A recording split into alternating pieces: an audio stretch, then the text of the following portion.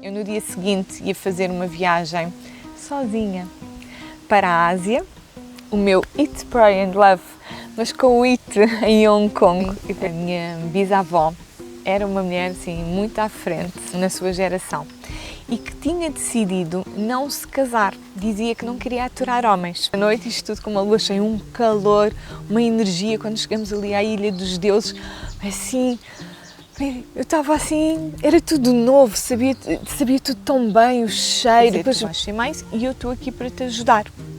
Foi assim uma loucura. Eu comecei. No dia em que eu fizer 40 anos, eu quero estar no topo do Machu Picchu, a agradecer aquele sonho, aquela notícia, aquela mensagem daquela Inca. Foi um milagre, foi o meu maior milagre. Engravidar aos 39 e ser mãe aos 40. A fluidez da nossa vida está muito assente na nossa, em como é a relação com a nossa mãe. Eu sou Susana Mota e vou-te contar como é que eu passei do vazio de gerir milhões de euros a mentora de mulheres 40 mais que estão cá para viver a melhor fase da sua vida de sempre. Na véspera de fazer 38 anos, o meu telefone tocou e eu atendi. Era a minha avó a desejar-me boa viagem, porque eu no dia seguinte ia fazer uma viagem sozinha para a Ásia, o meu Eat, Pray and Love, mas com o Eat em Hong Kong, e foi assim uma viagem super gira. E então a minha avó disse: então filha, vais viajar sozinha, tu vê lá, olha, e quando é que tu te casas? E eu, sim, quando é que tu te casas e me dás uma bisneta? Tantos netos e ninguém me dá um bisneto, nem uma bisneta. Eu disse: avó, ainda é cedo. E a minha avó disse assim: filha, és como a minha mãe. A minha mãe aos 38 decidiu casar e só foi mãe aos 40. Eu, o quê? Como assim? Eu na altura eu não sabia nada das heranças transgeracionais. Mas mesmo assim eu, quanto mais avó? Então a minha avó disse-me que a sua mãe, a minha bisavó, era uma mulher assim muito à frente na sua geração e que tinha decidido não se casar. Dizia que não queria aturar homens. E ela vivia com a sua irmã. Acontece que a sua irmã decidiu casar e os três viviam na mesma casa, e então a minha bisavó disse: eu não estou para aturar os homens das outras, para isso vou-me casar. E mais à frente, a minha bisavó casou-se com um homem 8 anos mais novo, que era uma brasa, o meu bisavó, assim, altão, loiro, super fit. Eu conheci o meu bisavô, ele morreu aos 90 anos, portanto ainda privei ali alguns anos com ele, e esta é uma história. E depois do telefonema ter terminado, eu fiquei a pensar, porque eu desconhecia totalmente o que aquilo me queria dizer. E falei com a minha mãe desconhecia totalmente aquela história. E pronto, eu pensei, que engraçado, será que eu estou a repetir a história da minha bisavó? Mas a vida segue e no dia seguinte parti para Bali. Na verdade, para Hong Kong, sozinha. Eu não falo propriamente bem inglês, já tirei N cursos, não sou aquela pessoa muito fluente e fui para Hong Kong. Já que é para falar, para não falar, então Hong Kong. Eu já sabia que Hong Kong tinha muito as descrições em desenhos, para que os ocidentais se orientem, e assim foi. Decidi fazer uma paragem de 4 dias, 2 em Hong Kong e 2 em Macau. Mas a minha experiência foi tão boa, foi o meu Eat da Gilbert, do livro Eat, Pray and Love. O meu Eat foi em Hong Kong e foi super giro. Eu consegui ir sozinha a restaurantes Michelin. E porquê consegui ir sozinha? Porque havia restaurantes que era super difícil marcar, mas como eu era só uma, então havia restaurantes que havia uma fila enorme no quarteirão e eu perguntava se I'm alone, it's possible. Of course! Então eu tive assim uma viagem, uma estadia em Hong Kong, 4 dias, gastronómica ótima. Eu fui assim aos mercados de rua comer à noite, eu conheci imensas pessoas. Houve uma vez, mesmo com as minhas... shame on me de inglês, houve uma vez que eu fui ver o pôr do sol a um hotel, Presidente, acho que é assim o nome, assim, com uma vista fantástica sobre Hong Kong, e depois estava lá um casal de americanos, convidou-me. Eu gosto muito de comer e beber ao balcão.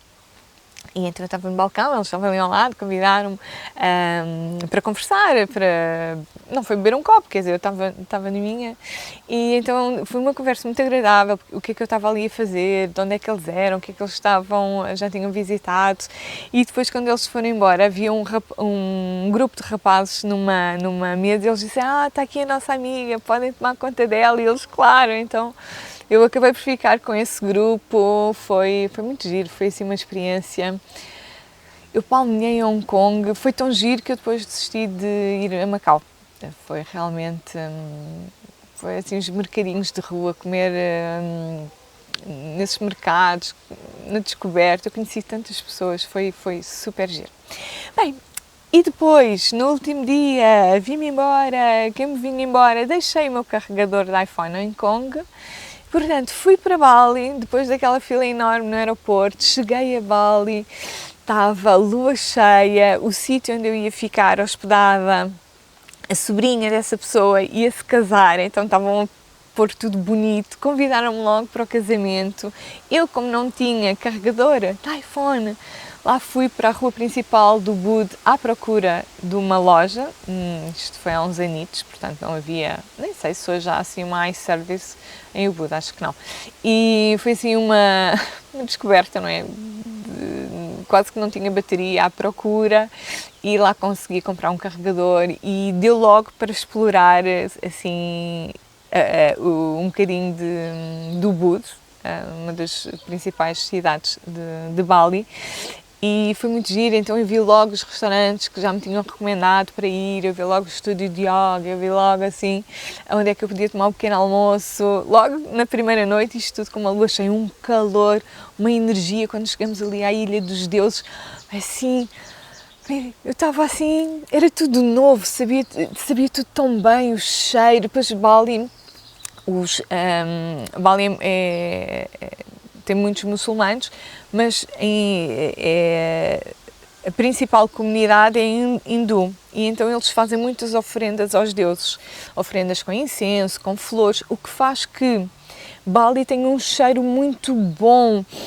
Eles estão sempre a fazer estas oferendas, portanto, sempre com cheirinhos bons na rua. Nós vemos aquelas a queimarem o incenso, as flores, depois a oferenda do arroz, da comida aos deuses, os deuses, as estátuas com os chapéus para proteger do sol, com as estátuas também vestidas para proteger.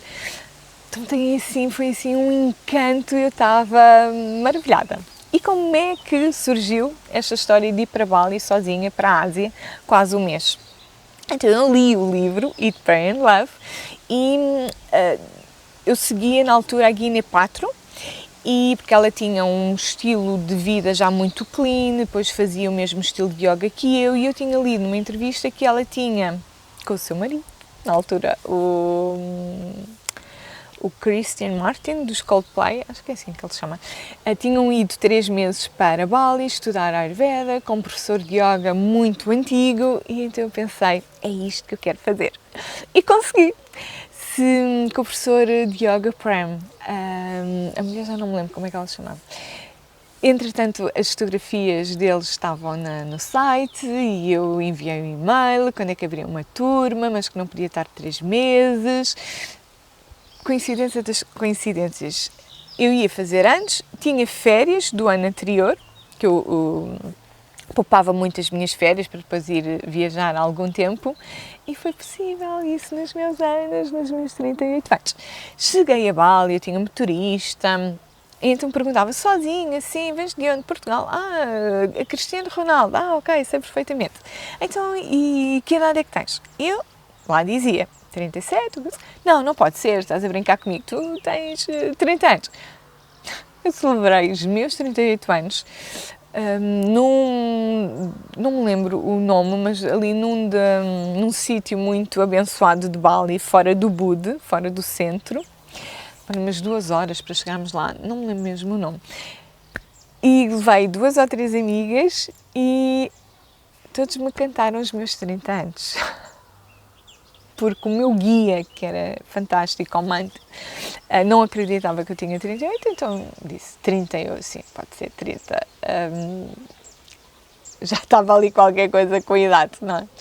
E então foi muito giro, eu conheci muitas pessoas, fui a esse casamento, vestir, eles emprestaram-me roupa, depois conheci também lá outra ocidental, uma francesa, conversámos muito, passeávamos muito, porque eu de manhã tinha, eu acho que era assim, de manhã, das 6 ou 7 da manhã, até às 9, eu tinha prática de yoga, e depois das 10 ao meio-dia ou 1, eu não sei se tinha à meia da tarde, estudava Ayurveda, e depois ficava disponível, né? Eu depois ia para casa, tomava banho, ficava ali, e essa francesa também já estava lá há 2 ou 3 meses, então nós íamos passear, conversar, o que é que ela estava lá a fazer, o que é que eu estava a fazer, e foi muito giro. E depois fomos juntas ao casamento, ela ajudou-me a vestir, foi assim uma experiência mesmo muito gira.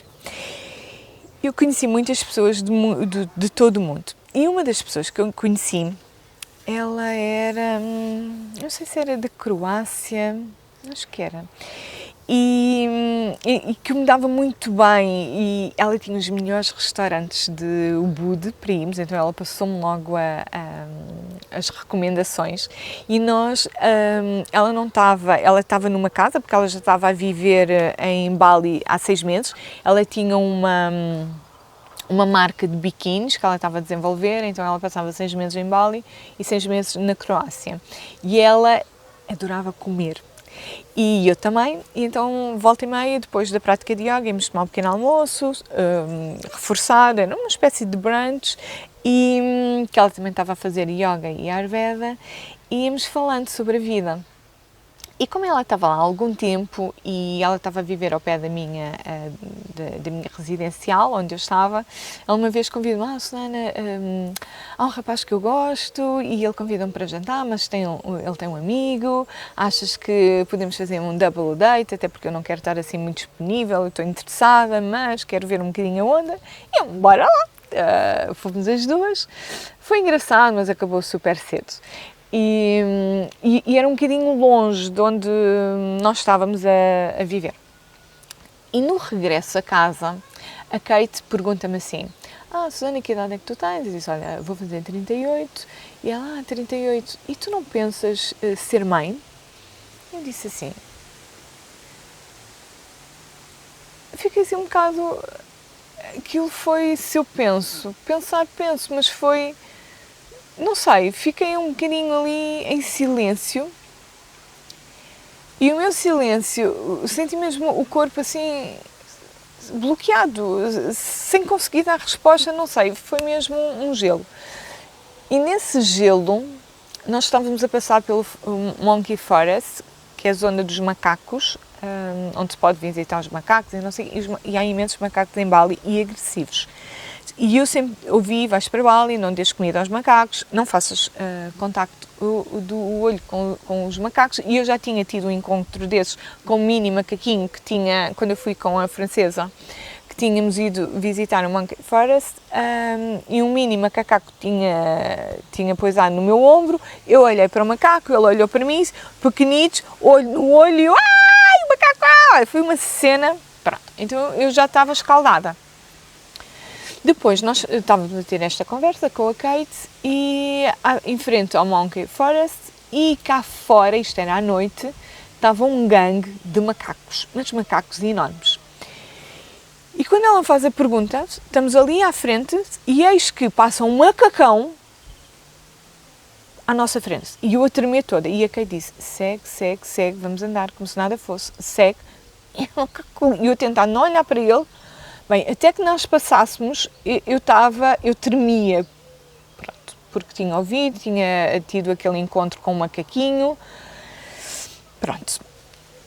E depois de termos passado com macacos até a nossa casa, e depois ela era um bocadinho mais à frente, fomos sempre ali falar sobre o tema da maternidade. Eu disse, olha, Kate, sim, eu quero ser mãe, mas neste momento ainda não encontrei a pessoa para ser o pai do meu filho, da minha filha, e é algo que eu nem sei se vai acontecer. A minha mãe quer imenso ser avó, mas eu nem sei se quero, se pulsa isso dentro de mim. E ela falou-me, olha, a minha mãe é mãe solteira, eu identifico muito a tua história com a minha mãe foi bancária, como tu, com depressões, a sofrer imenso, a trabalhar imensas horas, a ser maltratada, e ela teve a coragem de sair agora do banco, de rescindir. Com essa indenização ela fez investimentos em imóveis, portanto ela agora tem rendimento passivo. E aquilo foi assim, sabem, parecia que ela me estava a dar códigos. Só agora eu vejo, só passado estes anos todos, e até falar sobre, abrir aqui a minha história neste podcast que eu decidi contar um bocadinho mais, é uma cura enorme, porque só agora eu vejo que toda aquela conversa que eu tive com a Kate, naquele percurso, foi quase premonições de acontecimentos que depois mais tarde vieram a acontecer. E então a Kate dizia-me que ela tinha algumas amigas que tinham decidido engravidar e que não tinham dito nada aos namorados, e outras que estavam bem, com relações. Então que havia muitas formas de maternar, de ser mãe. E eu disse, olha Kate, não sei. E ela, mas pensa nisso, pensa o que é que, se queres realmente ser mãe, porque esta é a hora. E eu, oh meu Deus, que sinais são estes? Isto é uma pressão ou são sinais? Bem, foi assim, Bali, foi uma leitura de códigos, desde o casamento, e antes de vir para Bali, eu fui-me despedir do meu professor. Conheci imensas pessoas, eu própria transformei a vida de algumas pessoas. Eu conheci uma alemã, que ela já tinha estado em Portugal, e ela disse, eu adoro Portugal, onde é que tu fazes yoga? Eu disse, olha, eu faço em Lisboa, mas agora o meu professor foi para o Alentejo e está lá a dar aulas de yoga. Eu quero esse contacto, eu agora quero ir a Lisboa, posso ficar em tua casa? Só aqui um parênteses, mais tarde, passado 1 ou 2 meses, ela veio ter comigo a Lisboa, ficou ali, eu ia ao Alentejo praticar yoga com o meu professor, ela ficou a morar, a viver no Alentejo para aí uns 3 ou 4 anos, entretanto ela já voltou para a Alemanha, portanto mudei-lhe a vida.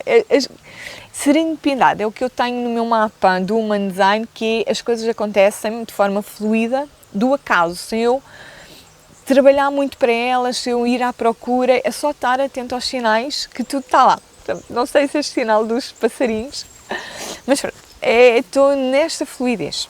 Por isso é que abri este podcast, falar um bocadinho da minha história, é o meu Eat, Pray, Love com maternidade, já vão ouvir. Então isto para dizer que fui-me despedir do meu professor de yoga e era o último dia e ele disse-me, não vais. Eu, como assim não vou? Tenho de ir, é lá que está a minha profissão. E ele disse assim, porquê não ficas aqui durante um mês com a minha assistente de yoga? Eu, what? Eu vou ficar em Bali a dar aulas? Perdeu a cabeça. Eu ri-me e disse, eu tenho que voltar para a minha vida. E ele, mas não és casada, não tens filhos? E eu disse, mas que responsabilidades. Este shanti para mim é muito giro durante um mês. Mais que isso não dá. Ou então 2 horas do dia. A minha veia freaky, que é isto, praticar yoga, sair a pingar, beber a minha água de coco, mas ficamos só por aí. E ele disse-me assim, olha, pensa nisto, pensa em dar as aulas de yoga, e se quiseres como minha assistente, e assim, uma honra para mim, mas não aconteceu. E o que é que aconteceu a seguir? Isto foi final de maio e início de junho. Eu vim para Lisboa, passado 1 ou 2 semanas, recebo, não é um convite, foi uma pergunta, se eu queria dar aulas de yoga privadas a um casal que eu conhecia. Eu, what? Como assim? assim, eu dar aulas de yoga? Porque tu tens uma prática de yoga avançada, nós conhecemos-te, não dá para nós irmos ao estúdio de yoga. E assim foi. Eu comecei a dar aulas de yoga a um casal, ali perto da minha casa, às 6 da manhã. Foi muito giro. E eu pensei, será que é isto? E depois a seguir ia trabalhar no banco. Será que é isto? E ainda tinha a clínica, ainda geria a clínica, que eu tive a clínica 5 ou 6 anos. Será que é isto que eu quero para a minha vida? E depois veio mais outro convite. O meu professor de yoga de Lisboa perguntou-me: você não quer dar aulas de ser assistente no modelo antigo? Porque antigamente não havia muitos yoga teacher trainings, agora há, e eu fiz, mas na altura não era bem assim. Na altura era de professor para aluno. Aquele aluno que se dedicava imenso e o professor escolhia para passar os seus ensinamentos. Eu fiquei louca. Sim, e então nós estivemos neste registro uns 6 meses, só que depois eu tinha de fechar o Shala, porque professor de yoga Shanti, às 8 da noite já está a dizer, eu acordo às 6 da manhã ou às 5 tenho de ir deitar, senão pode fechar o Shala. Eu, com certeza, o Shala ali no Chiado. Só que deixou de ser insustentável. Eu acordar às 6 da manhã para dar aulas de yoga, eu trabalhar das 9 às 18 e ainda gerir uma clínica e depois ir ser assistente, receber a sabedoria, como é que se ajusta, como é que não sei, e fechar o Shala.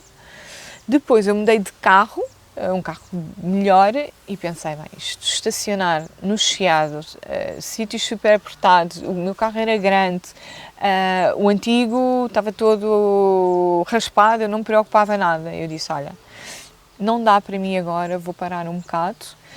E pronto, e deixei de ser assistente de yoga.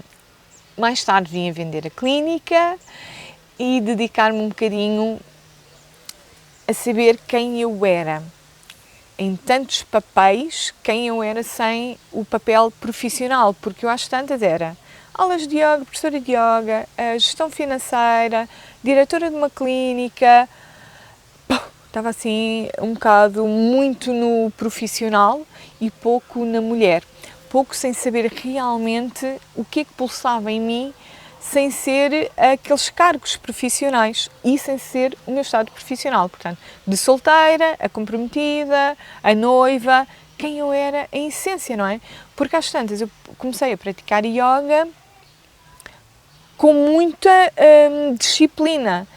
Fazia-me bem ao físico, fazia-me bem à mente, mas na verdade eu já não sabia se adorava a prática, ou seja, não, estava a ser muita pressão para eu ser a menina, a aluna maravilhosa, super disciplinada, que o professor adorava, que ia lá todos os dias, que performava para receber as palmas do professor, se era porque eu realmente gostava. Claro que me dava muita sustentação, disciplina. Eu acho mesmo que o yoga dá muito caráter. Fazia olhar para dentro, para o meu corpo, para o que eu estava a pensar. Eu sentia mesmo que todos os dias que eu ia ao tapete de yoga ali de madrugada, eu chegava com a esponja suja e no final da prática era como se, quando lavamos a esponja e só sai água limpa. Eu sentia muito isso, e até fisicamente, que eu transpirava no início muito, mas senti de, pelo menos, largar o ensino das aulas de yoga. Mais tarde vendi a minha clínica também e dedicar-me um bocadinho a quem eu era. E nesta dedicação eu tive assim imensos dates. Portanto, fui para Bali, tinha acabado uma relação há pouquíssimo tempo, fiz 38 anos, regressei. Aquelas conversas. E o que é que aconteceu? Isto foi em junho. O que é que aconteceu no ano seguinte? Portanto, eu estava com 38, o que é que aconteceu no ano seguinte, depois de eu ter tido assim um ano cheio de namorados, mas não fazia match. À procura do amor, não fazia match. Novembro de quando eu tinha 39, sim, fiz 38, no ano seguinte, 39, tive um sonho em novembro. Um sonho que eu estava grávida ou que eu ia ser mãe, já não me recordo muito bem, exato, que eu ia ser mãe e eu recebi a notícia de uma inca. E ela está a dizer, tu vais ser mãe e eu estou aqui para te ajudar. fazia uma loucura. Eu, como assim? Uma Inca? E a vida acontece. Isto foi em novembro, eu acho que em outubro ou novembro eu inscrevi-me para, candidatei-me à meia maratona Nova Iorque, e em dezembro, não, em março, em fevereiro, bem, não sei, em dezembro, não, em dezembro. Em dezembro saem os resultados, eu vou correr a meia maratona Nova Iorque, yes! Eis que eu ia correr, concretizar um sonho, que era correr a meia maratona de Nova Iorque, e entretanto, o mais louco é que eu engravidei em fevereiro, pois é. Tive de cancelar a meia maratona, que ainda ficou ali durante 2 anos. Eu podia ir correr, porque aquilo paga-se, não se paga pouco. Então, durante até 2 anos eu tinha a minha vaga garantida. Claro que depois, com uma criança pequenina e com 40 anos, não aconteceu.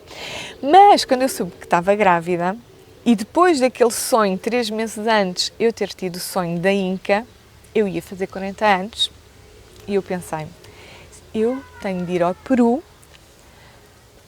agradecer esta bênção, porque foi assim, foi um milagre, foi o meu maior milagre. Engravidar aos 39 e ser mãe aos 40.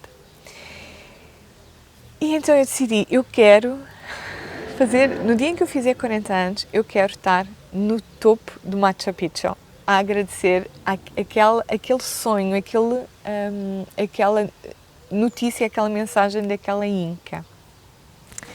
E contra a vontade da minha ginecologista, doutora Luísa Pargana, desculpe, eu disse, mas eu tenho de ir viajar só a Nova Iorque, pode ser? Então Nova Iorque, ok. De Nova Iorque fui para o Peru. Uma loucura. 2 viagens de 8 horas, foi uma loucura. Conclusão. Fui ao Peru. Quando se vai ao Peru, não se vai só ao Machu Picchu. Quando se vai ao Peru, vai-se fazer o caminho, o trekking dos Incas, 3 dias a fazer trekking na montanha. Dormi, inclusivamente, 2 noites na montanha. Houve uma noite que eu achei mesmo que ia, com o vento, estava tanto vento, tanto frio, que eu achei que os dedos das minhas mãos me iam cair. Estavam frios, eu não os conseguia mexer. Mas digo-vos, à noite, o céu iluminado, as estrelas, é assim qualquer coisa. É de uma beleza. E eu estava a fazer o caminho dos Incas e no dia em... e depois ainda havia um senão, que era a latitude para fazer o caminho e para subir ao Machu Picchu, a latitude. Portanto, uma grávida tem mais dificuldades de respiração e de subir, não é? Ficar sem oxigênio. E depois havia esse aí este senão foi o que mais me fez ponderar se eu devia ir ou não ao Peru, mas eu só sentia que era um mosquito Zika. Se uma grávida for picada, a criança pode nascer com deformações muito graves. Mas eu não sei, então não se vê grávidas no Peru, pelo menos no Peru turístico, Machu Picchu e ali à volta, porque por estas 2 condicionantes. Então sempre que eu dizia que estava grávida, eu recebia oferendas, que era aqueles souvenirs, comida, porque era quase um milagre. Como é que eu tinha a coragem de estar ali nas águas sagradas, onde nós apanhamos o autocarro para o Machu Picchu, como é que eu estava ali a fazer uma pausa grávida e a fazer aquela viagem? Então, para eles era tudo assim, uau, uau. E no dia que fiz 40 anos, eu estava às 6 da manhã, 6 ou 6 e meia, eu acho que aquilo abre às 6 e às 6 e meia, eu estava no topo do Machu Picchu, vazio, não é? Ainda não tínhamos muitos turistas, e estava ali com a minha barriguinha, foi assim, sabem, é como uau, uau. eu estava ali, um sonho, ir ao Peru, a Machu Picchu, um dos lugares mais sagrados do mundo, e estar grávida da minha menina. Eu passei a viagem, demorei 3 semanas a agradecer aos Incas, que era, eu fiz imensos passeios, não é? Imensos trekkings, não, 3 semanas, mas 5 dias em Nova Iorque. A agradecer às árvores, aos caminhos, foi tão giro e conheci pessoas tão genuínas, eu estava linda e maravilhosa. Eu brilhava, ninguém acreditava que eu estava grávida de 20 semanas. Eu fui daquelas grávidas mete-nojo, ou seja, eu engordei 6 quilos. Eu senti-me tão bem emocionalmente que eu alimentava-me super bem. Então eu engordei 6 quilos e passado um mês de ter parido, tinha perdido 7. Então estava o meu cabelo maravilhoso, a minha pele estava super elegante. Foi assim, não vos sei dizer, foi um salto de fé, foi eu confiar na vida, eu confiar no Deus maior, eu ir agradecer a todas as divindades. E o meu trekking, como eu estava grávida, nós contratámos uma agência de viagens para me dar apoio. Eu tinha ali um burro, era um burro de apoio se eu me sentisse cansada. Eu nunca recorri, os guias foram super simpáticos. E quando eu fiz 40 depois do Machu Picchu, nós descemos, depois fomos jantar, já não me lembro onde é que... Acho que fomos, não sei se fomos fazer um trek, não sei, depois fomos jantar com os guias. E eles têm a parva ideia de espetar um bolo quando eu estou a cantar, a soprar as velas, de me espetar com um bolo no rosto. Eu depois vou partilhar com vocês. Não foi Machu Picchu, foi no dia seguinte, é isso, porque nós tínhamos ido visitar umas aldeias antigas, foi no dia seguinte. Então, com um bolo nas trombas, só me lembro, e é engraçado, não é? Depois isto realmente é a maior cura da minha vida. Então, aos 40 anos, eu recebo um bolo espetado na minha cara, como forma de celebrar, parabéns, e eles a rirem-se, que nem os perdidos. E eu, a sério, malta, eu estou-vos a pagar para me espetarem um bolo.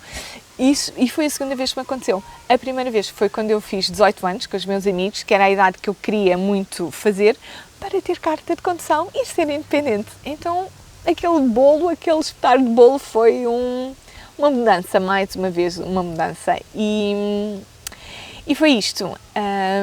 Naquela altura, não é? Portanto, agora eu vejo que aquela celebração, aquela formação foi quase, foi um ritual de entrar num portal, o portal 40 mais, o portal dos 40, e agora sim o portal dos 40 mais. Portanto, eu levei com 2 bolos nas trombas e foram 2 portais, o dos 18 anos, a idade adulta, com carro, super independente, foi assim maravilhoso, porque os meus pais me ofereceram um carro comercial, porque eu ajudava os meus pais no comércio, então precisava de carro para andar de um lado para o outro. Eu fazia a campanha escolar da papelaria da minha mãe, então passava os meses de verão todo a ir para as editoras. Não sei se recordam, antigamente, para encomendar os livros era na papelaria, havia sempre livros que esgotavam. E porquê que era preciso encomendar? Porque não dava para devolver os livros e cada livro era caro, então nós tínhamos essa gestão e era eu que geria durante o verão. Então os meus pais, como forma de me compensar e também de os ajudar, ofereceram-me logo ali um carro comercial aos 18 anos, que passado o ano os meus pais tiraram, porque eu andava sempre com amigos e amigas lá atrás, tinha uma almofada, um cobertor, e o meu pai disse: se um dia tens um acidente, quer dizer, arranjas aqui um problema, vou-te tirar o carro, e depois trocámos e eu fiquei com a carrinha da minha mãe. Mas isto para dizer que são vários capítulos da minha vida, e hoje tenho a minha Matilde, linda e maravilhosa, e esta é a minha história do Eat, Pray, Love, esta é a minha história da maternidade, dos sinais, de estarmos atentas, dos convites da vida, desde aquele professor de yoga que me convidou e disse que ele era louco, que eu não ia sair do meu trabalho das 9 às 18, porque era o trabalho... como é que eu ia dizer, um trabalho para o qual eu tinha estudado e era o meu ganha-pão, nunca que eu ia mudar para professora de yoga. E quando eu saí do corporativo, e foi porquê? Porque eu estava em casa, foi a maternidade, eu não conseguia praticar práticas de yoga longas e comecei a estudar práticas de yoga mais curtas e percebi que tinham os mesmos benefícios com yoga de 10, 15, 20 minutos por dia, e assim eu conseguia ser mãe e cuidar de mim. E porque eu sempre me identifiquei muito como praticante de yoga, super focada, era ali que a tal esponja que eu me organizava internamente.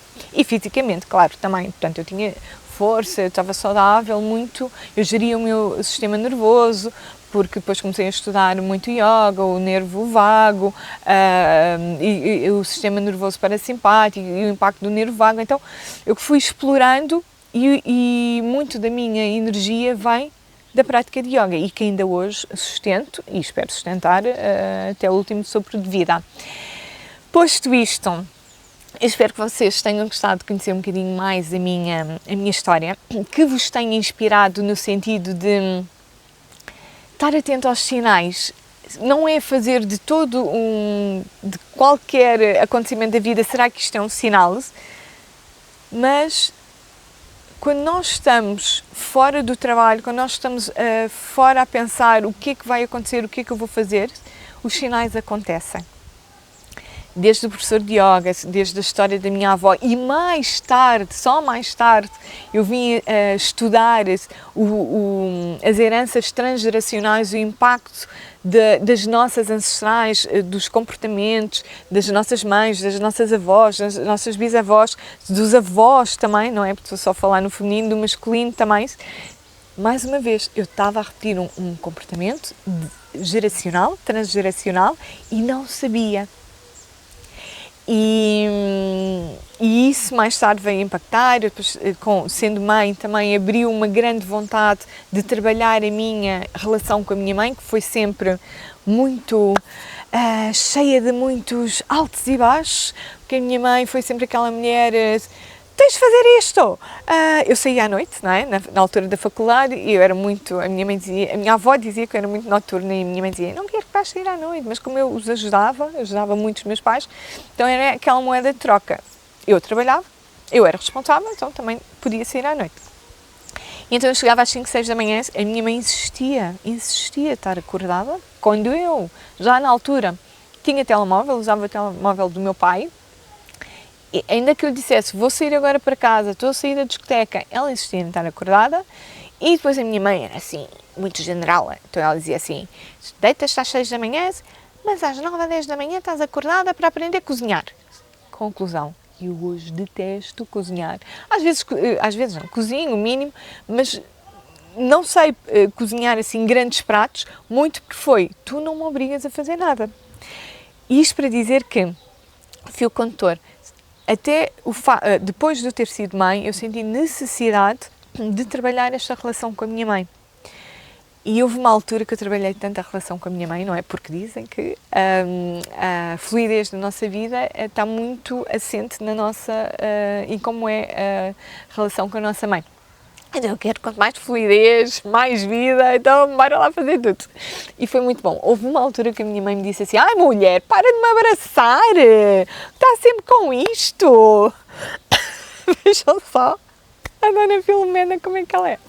Bem, posto isto, este é mais um capítulo da minha vida, como é que a maternidade chegou até mim, como é que a maternidade chegou aos 40, e reparem, até o facto de eu só ter engordado 6 quilos, passado um mês estava super fit com menos 7 quilos, como Estão a ouvir, mamã? Pronto. É isto. Não estou a ouvir, pronto. A Matilde está ali. Mamã. São tudo sinais. Foi mesmo um portal dos 40 para mim. Veio com a maternidade e... Próximo capítulo, eu vou-vos falar o que já conquistei nos 40 mais. desde a maternidade, desde o da ano, desde um novo negócio. Juro que isto não é storytelling, não é conversa, isto é realidade. E o que eu mais quero é que quem me ouça fique ativada para fazer dos 40 mais a melhor fase da sua vida. E eu só estou a começar a partilhar a minha história. Próximo episódio, o que é que eu conquistei nos meus 40 mais. Até já, até já.